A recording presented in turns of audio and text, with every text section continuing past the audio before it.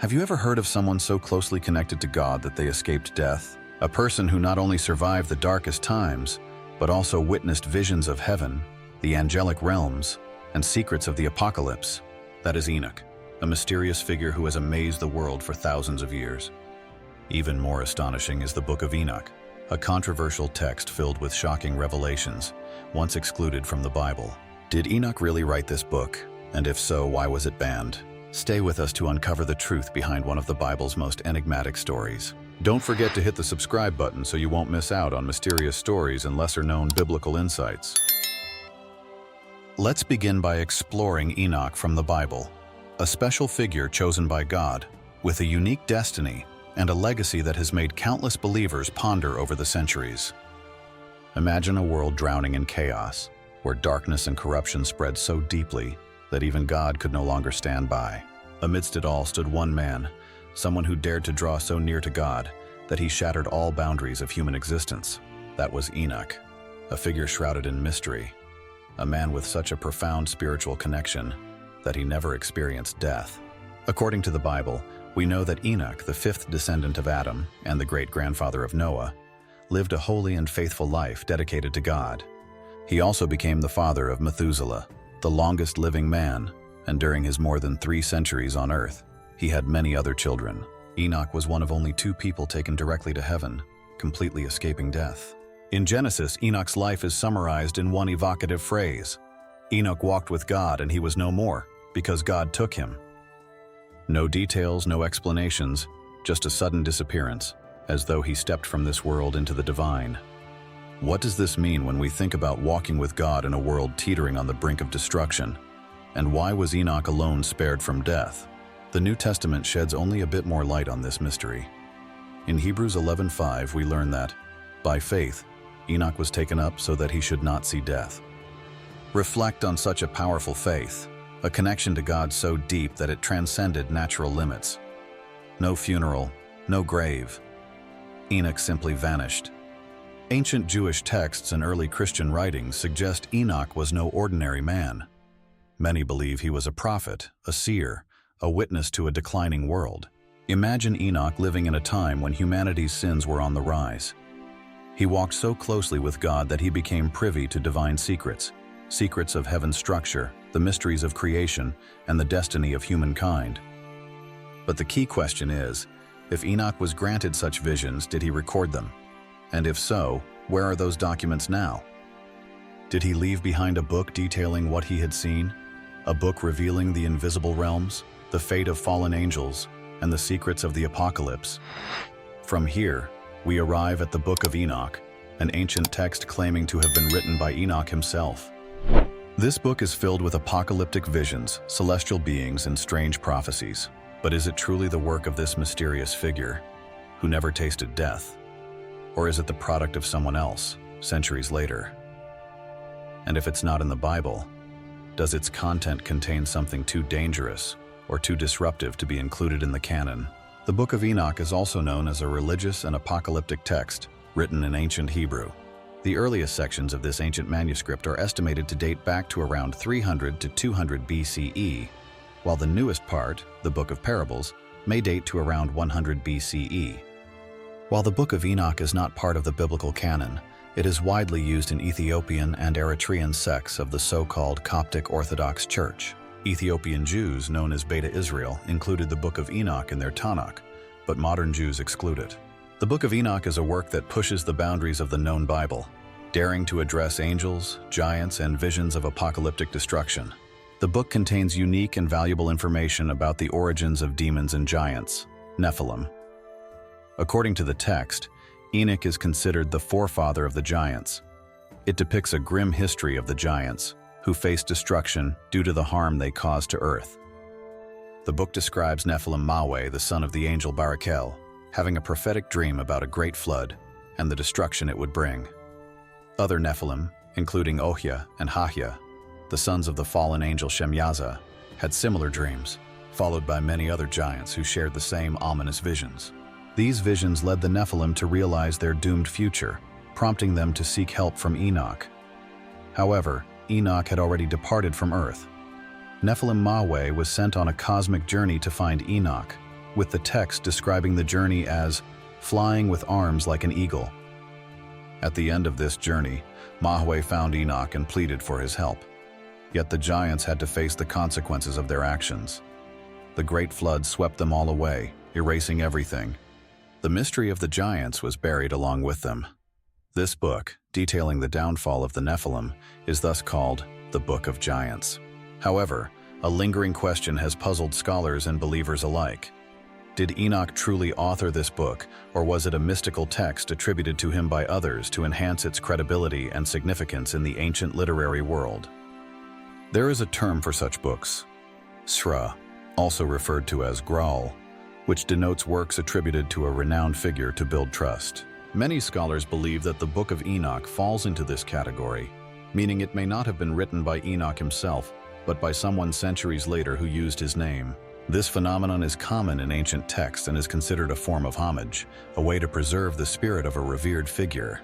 Despite doubts about its authorship, the Book of Enoch remains captivating and profoundly influential.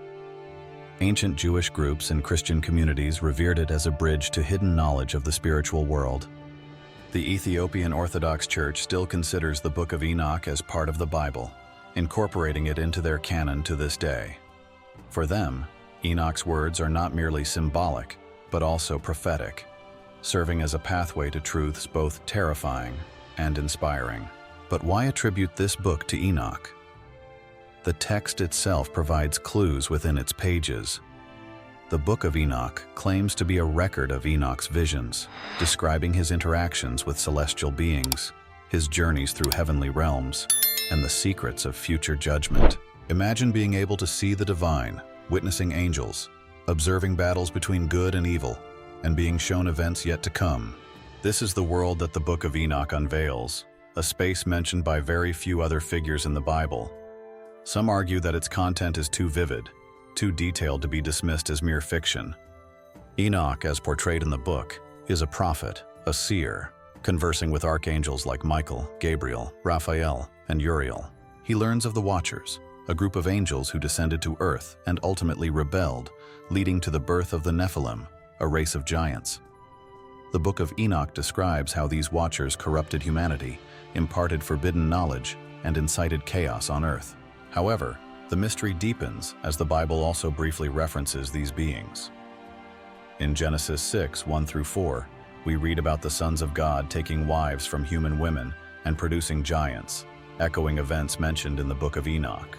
Could it be that this ancient text, despite being outside the Bible, still holds visions passed down through generations? The Book of Enoch goes even further, painting a picture of spiritual realms and cosmic battles that traditional biblical texts only touch upon. It describes multiple heavens, each governed by different angelic forces, and foretells a final judgment in which fallen angels will face divine punishment.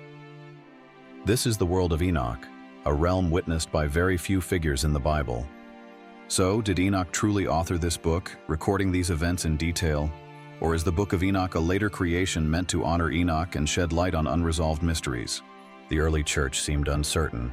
The revelations made leaders cautious, leading to the book's exclusion from the Bible. In a world filled with mysteries, Enoch stands out as a radiant figure, a man who walked closely with God and documented the divine history. Despite its power and mystery, one question has haunted the Book of Enoch throughout history. Why was it not included in the Bible? For early Jewish and Christian communities, the Book of Enoch was not just another religious text. It was revered, quoted, and even appears in the New Testament, where the Epistle of Jude references and cites Enoch. However, despite its respect, the book was ultimately excluded from the Bible. What made church leaders wary of this book? Why was it removed from the official canon? One major reason was the question of authorship. While the Book of Enoch claims to have been written by Enoch himself, scholars and church leaders doubted this. Enoch is said to have lived generations before the Great Flood, a time predating any writing systems. How could he record these events, especially in such detail? The uncertainty of its origins made it impossible for church leaders to accept the book as part of the Bible, particularly when its content and source were not entirely consistent. The content of the Book of Enoch was also problematic. It contains strange and haunting imagery. Fallen angels corrupting humanity, the emergence of the Nephilim, visions of judgment, and descriptions of heavenly realms rarely mentioned in other biblical texts. Early church leaders, in their effort to safeguard the core message of the gospel, feared that Enoch's detailed descriptions might confuse or frighten believers. Imagine an early Christian hearing about angels teaching forbidden knowledge to humans, leading to chaos and the birth of giants that plunged the world into darkness. Such vivid depictions of judgment and punishment were enough to raise concern.